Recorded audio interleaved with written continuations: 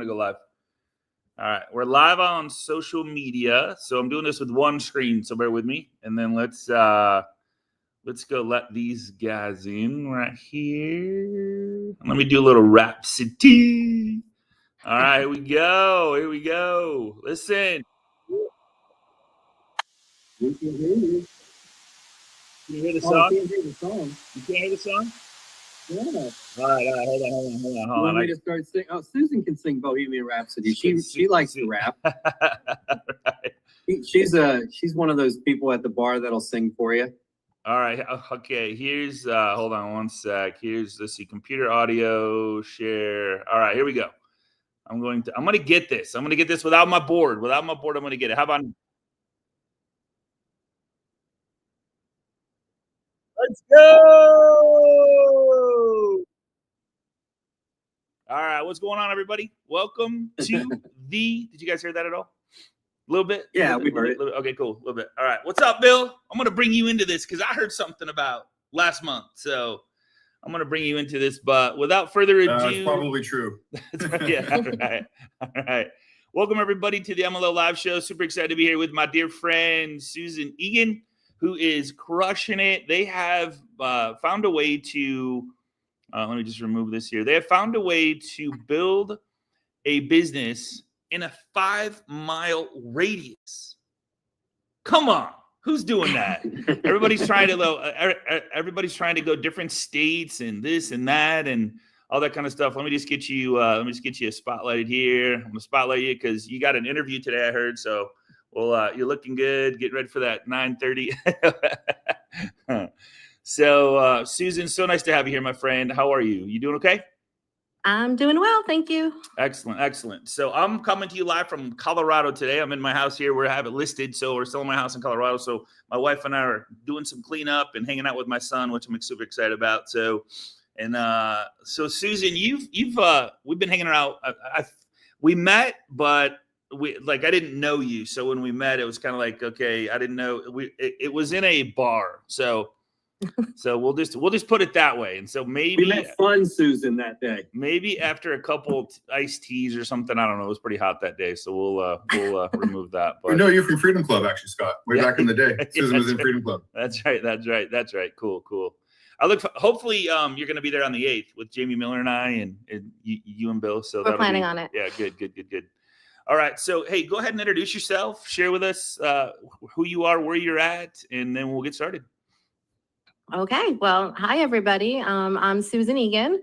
I have pretty much done mortgages my entire life. I started in high school as a telemarketer and basically worked my way up. I went to school for psychology, but kind of never went through with it, although I do feel that it's a really good, foundation for this business.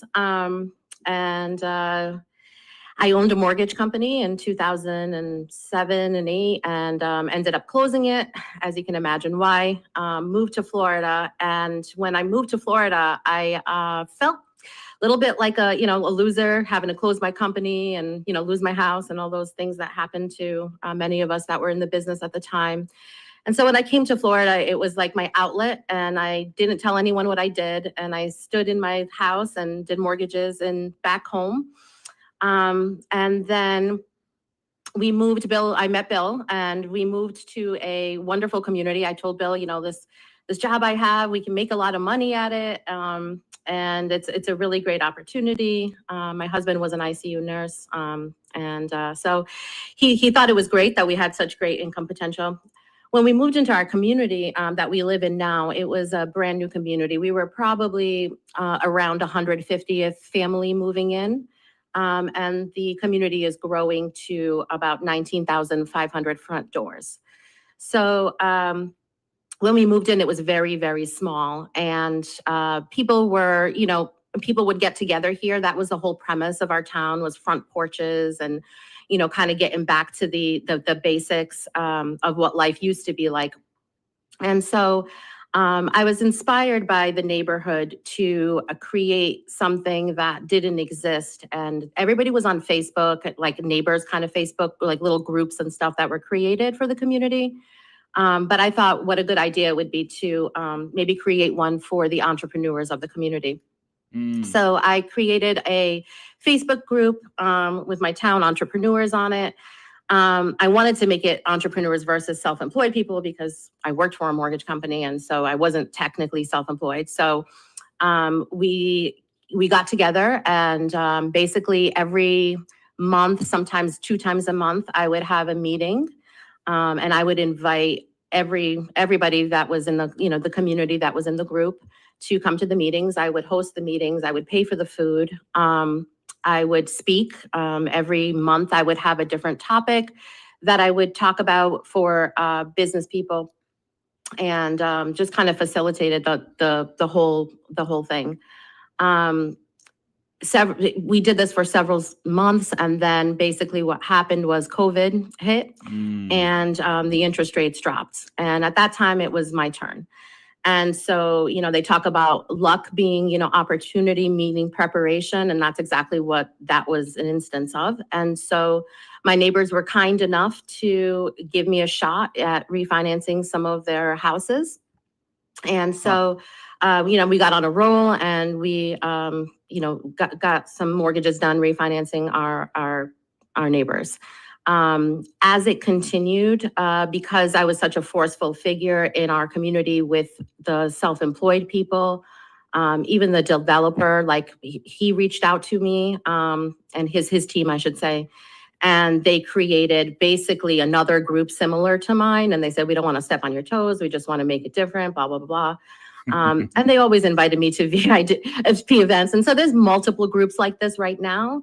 Mine is the original one, which is good. I tried a few things. One of the things I did was I tried to make it like a BNI structure. And I quickly learned that, the first realtor that showed up may not have been the most prominent realtor in the neighborhood. And basically, as you guys know, there's so many realtors out there. And I thought, well, if I make this BNI like where there's only one per category, I'm going to limit myself quite a bit.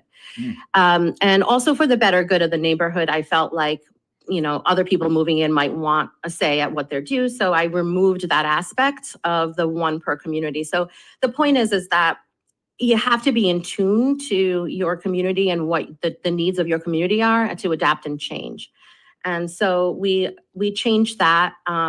And, everybody is welcome to the community now, which is unique because there are other small groups that have formed, but they are, like one-on-one, and there's not more than one. So ours is one of the only ones that, incorporates everybody. The other thing too is that I helped a realtor in the neighborhood. He was a brand new realtor. He came to me during the refi boom, and he would just ask these crazy questions and buy leads and have me call them. And it was really horrible. The leads all were terrible credit. It was really bad. And I said to him, I'm like, dude, this is not the way to do it. You got to come up with something else. And so he decided to make videos, and I basically mentored him as far as like conversations with people, what he should say, and gave him a lot of help. And eventually his business took off, and he's now, it has been for years, the top producing realtor team here. Wow. So we became their preferred lender. We also, through our work and through our efforts, we became a preferred lender for Pulte. And Pulte, a lot of people ask, well, how did you do that? And it was because Pulte reached out to us. So Pulte reached out to me and said that they were looking to create a preferred lender list, and they wanted their lender list, to be small, but to be people they've worked with before. So they went to their sales and they went to their closing department, and they asked them who they would recommend. And they all said that, I guess they all recommended me, which was our company, which was amazing. And so we do end up working with Pulte when they have denials. So a lot of our business, to be honest with you, that team, for example, they closed 30 loans last month. We only got a couple of those loans because most of them are new construction, and that's our biggest competitor. So we are in a market currently that's very, very deflated, but we're very lucky to still be doing well, and we work really hard to, try to keep those numbers up. But it was wonderful to become a preferred lender for Pulte. So I got so many questions. I've been taking notes. So you started the community with, let me just recap, like read back up a little bit. You started with a community of 150. So when you moved in, it was a small neighborhood of sorts. Yes. And now it's Yes, turned into, there was nothing here. There was like no supermarkets or anything like that. And we were off the beaten path. So we had like 1 or 2 restaurants, and that was the beginning of it. And then you just said, all right, I want to somehow bring the community, because could you do this anywhere? Do you feel that knowing what you know now, you could literally be the face of 20,000, 30,000, 40,000, 50,000 neighborhood with self-employed borrowers? Could you redo it in a bigger city? Yeah, I was thinking about that because I know you often ask, hey, if I dropped you off, how would you, recreate this? Yeah. And yes, I do feel that I would do the same thing over again because it worked so well. And I think that if you come from a genuine perspective and help people, they'll be there to help you. Like every entrepreneur, that was in my group, whether they sold nails or, life insurance or whatever it was, anytime I needed anything, I supported them by giving them, by being the example. And always helping a neighbor and also posting about it. Like I taught them how to do that on Facebook. Like, during the meetings, I would tell them, hey, if one of us says something, the rest of us needs to comment and get, and so there was a lot of teaching. So I do think that you can replicate this. I'm not sure how well it would work in a bigger community of, say, there will be a lot of people here eventually, but to go into one like that, there was no other mortgage person. I didn't have competition at the time. So it is a little bit easier to do it that way, but I certainly would certainly try. Yeah. Would you, so I just know Mike has done it with meetup.com in a city of a million plus. So he's got 55, almost 6,000 people in his community. He has hundreds of people come to the beach parties, stuff like that. So, I mean, what you've done is impressive. You got Travis over in Oregon, who's built a 10,000, he's on tomorrow. So he's built a 10,000 following in a local his is 10-mile vicinity of mom and pa shops. So it's just amazing to hear. What did you, when you would bring people together, what would you talk about? You said you would speak, what, do you still do this? Do you still bring people together on a regular basis? So because there have been so many other groups, I do it, but I do it in a different way. The other groups have been very militant-like. And so again, that's one of the ways I adapted because I felt like people were tired of the militant way. And so I made it more social. Mm-hmm. So I now have like parties and stuff like that. And make it more of a social event than a teaching event. Got it. Although I do want to bring in a like a Zoom seminars that I'll be doing now is one of the things that we're going to be focusing on and helping them via that way. Awesome. But as far as the topics, I mean, it ranged from everything from, how to get your license. Like, for example, the local painters who are extremely successful, they always come to me and say, oh, it's because of you that we got our painting license. I'm like, no, it's not, but they feel like it is, Yeah. So a lot of people have said, kind things like that. I also, when you're in a community, you learn about other people's strengths. And it's really important. It was very important for me not to be me all the time. So a lot of the time, I would speak for a few minutes and talk about whatever topic I wanted to talk about. And we're not talking mortgage. We're talking being a self-employed business person. Yeah. And so when other people had their skills, I would bring them on and have them speak too that were in our community and what they could do. So gotcha. Very cool. Yeah, it was important to bring them in. So, and let's just break down your role, because you don't actually physically build, like your husband does, right? Like that's who does the producing. So let's talk about your role and what you do, because I see your videos, I see your marketing. You're always on the coaching call. You're always like doing like stuff, like really cool stuff. What do you do specifically, and then what does Bill do? How does that look? Sure. So first of all, I still get referrals. I mean, I would say my phone rings maybe on average just once a day with somebody new.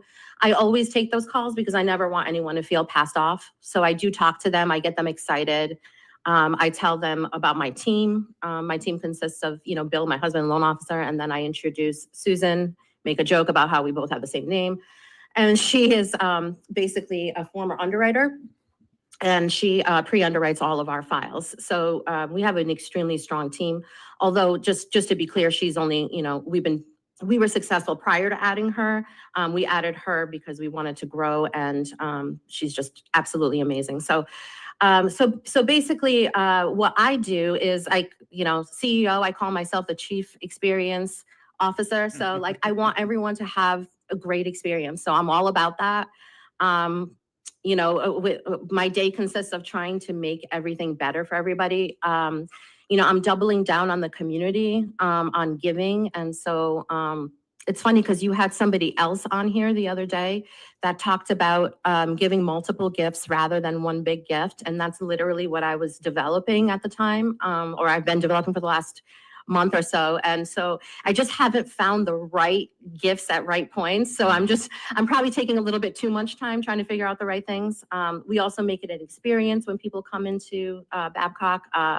We give them, we bought a fun golf cart and we drive people around. We let the realtors drive them around. They have a great time.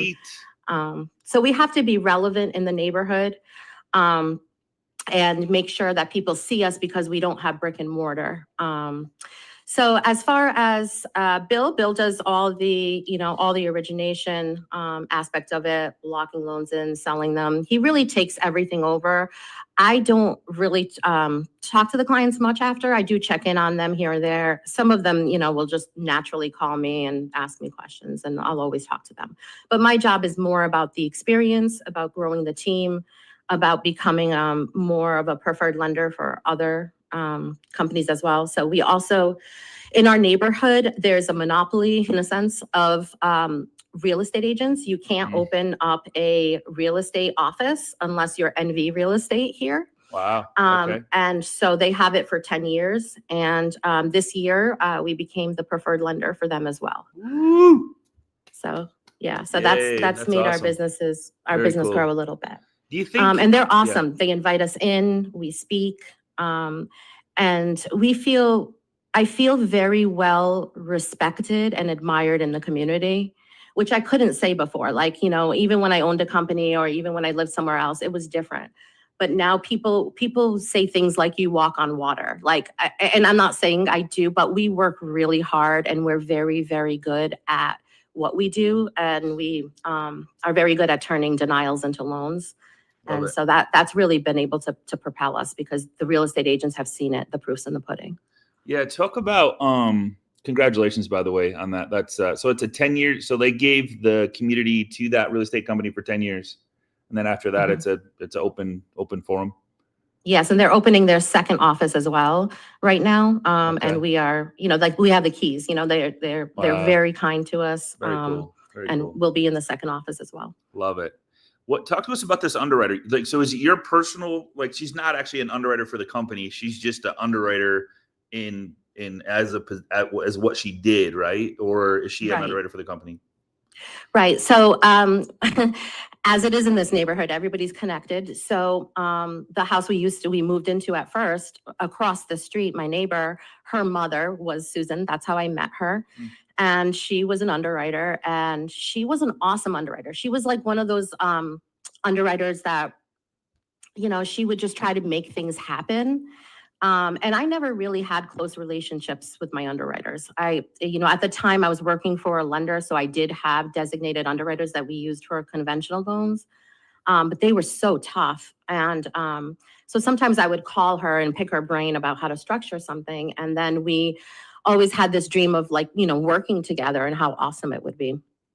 And so I ended up trying to, I couldn't, my company wouldn't let me hire, anybody else until I got to some outrageous number, which, you can't get there, right? Unless you have the help. So I decided to move companies and make more money so I could pay her. And sometimes you just have to make those moves, you got to do it. So I moved. And then also one last thing, she does live in this neighborhood, which is very, very important to me. Not only are we hiring and we're helping grow, and it's a part of being sustainable, like being local. So we hired somebody in our neighborhood, and she also understands, how intense it is to do a mortgage for a builder and multiple mortgages for a builder, and also for when it's their end of year and their end of quarter. You can't be late. You know, I had someone ask me, or ask, what percentages of loans do you close on time? And I'm like, is that a question? Like 100% of them. Like, you know, when you do this type of thing, when you are on Facebook, if you do something wrong, anything wrong, that can end up out there so quickly that you just have to be careful. So for me, even hiring someone, I can't hire a paper pusher. I can't hire anyone I have to train. You know, I had to hire someone that was better than me in certain categories. And she's better than me in Fannie, Freddie, and FHA. Yeah. And so, because that was her, expertise for 20 years, underwriting. So, got it. So we do, she touches all of our paper from the time that a file comes in. She's our loan partner in our processor. She does it all. So from the time a loan comes in, after Bill, you know, talks to the client and everything, she reaches out, asks for the documents. And from that moment, you know, she analyzes the income and gets it ready for us, and then says it's ready to go. Beautiful, beautiful. So you have zero errors. Like, that's such a beautiful thing, because you're like, you know, she has that eye for what she does. So like, there's very little, if any, dropout, unless the customer's just not telling the truth, right? Yes, actually, that is 100% true. Our record is, once we've given a pre-approval in our neighborhood, we've never not closed one to us denying them, with the exception of a person who lost their job, and we found them another one, but he didn't want to take it. And that's how far, you know, sometimes you go far for your clients. And then the other one had committed fraud, and she caught it. Towards the end. It was like the day before closing. So got it. And then Raymond's asking, are you a student of the core? Sounds like you might be saying so. No, okay, all right. You are lucky not to have a deal with attorneys and title companies that move at their own pace. I'm sitting on 4. That sounds like New York. Oh my God, right? I'm sitting on 4 clear to close that can't close yet because of delays in title. So, yeah. So that's unique, but it reminds me of, I think depending on your situation, we used to have those issues with builders. So we would, we would go into contract with them, and then all of a sudden, it'd be like, oh, we would follow it. So we stalk houses. That's another thing we tell people, like, we'll stalk your house while it's getting built. So sometimes people do use us instead of the builder, and Bill will drive around and check on all of our houses to see the progress, because it goes either too soon or too slow. Like now it's too fast. Now things are coming up faster than expected, which is a problem when people have to sell their houses and different things like that. Before it was, what's the flavor of the month? Oh, no AC. Oh, we're backed up on trusses, or we're back. It was just always what they expected. And always the builders would say, oh, well, now we've ordered more of this. And I'd say, yeah, well, it's going to be something else, and it always was up until now. And now that we're not backed up, now they're going sooner. And in fact, one of the clients that we had was flipping out because she didn't even know she wasn't our client in the beginning. She wasn't updated by her builder, and she found out she had to close in like 3 weeks, and she wasn't ready. She didn't sell her house. So we had to figure out a way to make it work for her last minute. Very cool. So what would you do different? Like, would you do anything different if if I dropped you out? Like, would you just go build a group, a Facebook group, go virtual, go in person? Like, knowing what you know now in this community that's growing, like, sounds like insane.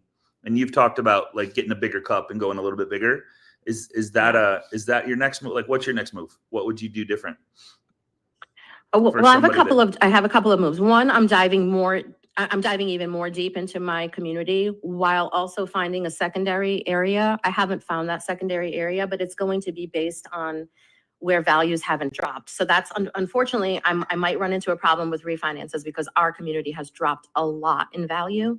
So I'd like to have like a backup area to do this in.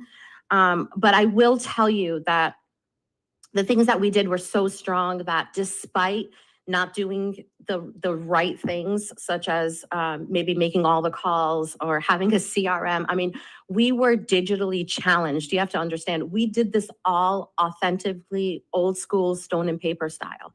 And in the last couple of years, we're doing videos, and now we're on social media, have our websites and things like that. Yeah. So what would I do differently? I mean, I would have implemented all those things from the beginning, Okay. the systems. I didn't really have systems. I was just, winging it. Yeah. But now that I see, how great it is, Bill was saying how we had gotten a couple leads from our CRM recently. I was like, oh, that's great. It's like the first time ever because we never used one before.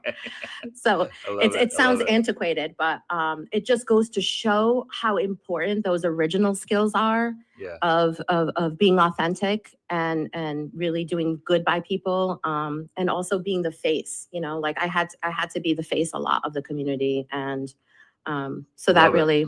So you're saying going social, so go social sooner. Like, is that a problem in such a small community of 5 miles? Is that you think that would be go spotlight more, give more people encouragement, inspiration, stuff like that? Is that what you're talking about as far as going social sooner? Yes. A lot of times I have ideas and then I just kind of talk myself out of them. And one of them was very similar to what Travis is doing with the businesses. And so my next move is going to be interviewing businesses the way that you're interviewing me and showing them to the community, because there's so many now. Yeah. And I think that if they had something tangible that they could take away, like an interview, that would be beneficial to them. And it could also be something that could maybe re-spark a little bit of interest in that particular group, because there's so many copycats out there. I mean, I literally had a copycat in the sense of another mortgage person moved into this community, created another business like entrepreneur group, just named it something else, and tried to copy me. She eventually moved out and endorsed me and said, I don't know how you do it. And we became friends. And I actually bought Babcock Mortgage off of her because she, that was like one of the things, like we didn't buy Babcock Mortgage. And that's another way that we doubled down. We literally named our company after our town. Oh, wow. So, okay. Yeah. Love it. Good job, my friend. What would you tell somebody that is having a hard time with social? Because I know you've put yourself out there with a group, you've put yourself out there with social. Now you're going to do it with businesses. Like, I know a lot of people have a fear of that. Is it because they don't have a presence? Like, what would you tell somebody that's having a hard time with how do you put yourself out there and just let go? I didn't tell you about the way I started on video, and that was with that realtor. So the realtor that became, a big shot here, he started doing lives with me. And so he's got a group moving to Babcock Ranch. And so him and I started doing videos in that group going live. And that really actually picked up traction. I mean, to the point where I would leave my community and people would still be recognizing me. So it was, and it wasn't like we've done a lot. I mean, we've probably done 12. The last one we did was at Mortgage Con when I was in the hotel room for an hour and a half. We went live and we had people tuning in for the whole hour and a half. Wow. It was very interesting. Honestly, I think that going live is easier because I don't know. I don't even watch it afterwards, to be honest with you, because I feel like I would just critique myself so much that I've never even watched one of those lives. I've watched my videos, but I've never watched one of the lives. So I feel like that's my trick. Don't just shoot it. Don't care. Walk away. Don't look at it again. So when you go live, like you did for an hour and a half, was there somebody with you, or you just went live with a couple? Like, what did that look like? Because I think a lot of people are curious about that. Yeah, I went live with the realtor. Okay. Just one-on-one. So it was, one-on-one. Okay. And what we do is we talk like experts in the community. What's going on with the market? What's going on? And we complement each other well. Like he's all about new construction, and I'm all about resale. Okay. So when we talk, he'll say about what good deals the resales are, and then I'll find a property that, hey, he'll talk about how good the new construction is, and I might find an example where, hey, what do you think about this particular house that's on the market? And he'll be like, that's good. I'm like, so would you say that that's priced better than a new construction? And he'll be like, yeah. And so we kind of go at it a little bit in a fun way. Love it. Good stuff. But good stuff. Any questions? Any final questions for Susan? Thank you for being here, by the way. And I love what you're doing. I know you did. It's an amazing story. I know that you've everybody looks at you and go, okay, wow, I could never do that. But just putting yourself out there is what you did, not knowing where it was going to turn out, right? I mean, how Not many knowing, times yeah. on this call you said they called you to be a part of their community? Yes. And so, yes. yeah. And not only that, but we're very, like Lennar, for example, doesn't have preferred lenders, but if they did, we would be it. In our community anyway, you know. So I actually get deals from builders. Gotcha. Kayla, what do you got for us? I probably said that name wrong. Did you have a question? Where'd she put her? Kalea, was it me? Yeah, Kalea. Yeah, Kalea. I'm sorry. Hi. I don't have a question. I just want to say hi to Susan. Thank you for sharing your story. That was so awesome. Susan, I met her last February at MortgageCon, and she's just so awesome. And I just wanted to say thank you for sharing your story. You really got me inspired today. Thank you so much. It was so nice talking to you at MortgageCon. I loved chatting with you. Awesome. All right. Thank you for sharing, my friend. All right, guys. Well, Susan, any final words for those like looking to take their business to the next level as you are? You're always on the cutting edge of what's next. So congratulations on that. But thank you. I just feel go out there, be authentic, have fun, really. That's what people want. mm-hmm. At the end of the day, you can teach them and do things, but have events, people come to our house. We've had events at all different places, but we don't care. We'll have it at our house, and people will love that. So just be a part of the community, be more involved, and I think it'll pay off. Love it. Thank you so much, my friend. Thank you, and congratulations to Bill. Bill, little shout out to Bill. He was number one last month. Was it June or July? June. June, yeah. Congratulations, man. So just real quick, what's the secret sauce besides having a wife that's kick-ass at marketing? Well, hard work, putting in the work every day, but also, like Susan said, try to have fun with it. Whenever I'm on the phone with a client, I'm always smiling. I'm always trying to be happy because they can hear it. They know the difference, and it affects them as well. And then they get excited about the process, and, just the clear, concise communication, that's the biggest thing. Good stuff, man. And I think what also helps with Bill too is that when we first met, because remember he was an ICU nurse for Open Heart at like the top of his game. Okay, he was teaching other ICU nurses. People would come in like after surgery, and he would have to keep them alive. Like, so I would tell him like people think this is life or death. Like he had life or death in his hands, and so. He did leave his nursing career, by the way, and obviously does this full time with us now. But it's coming from that perspective. We both put a lot of care into our clients and how they feel. Very cool. Very cool. That's a great story in itself. I would probably lean on that a little more. That's a like life. Talk about life or death. We take this as life or death, like you guys truly do, because you've been there, done that. So Congratulations, my friends. Good job. Thank you so much. Good job, guys. Hope to see you on the 8th with Jamie Miller. That'll be a good time. So let's do it, man. All right, guys, awesome. Same time, same place tomorrow. Travis Newton's going to be on to share with us. He's always a wealth of knowledge. He's kicking butt, taking names over in Oregon. So he's getting up even earlier than me to be on the show. So thank you so much, guys. Have a great day. Be safe, and we'll see you on the web. Take care, everybody.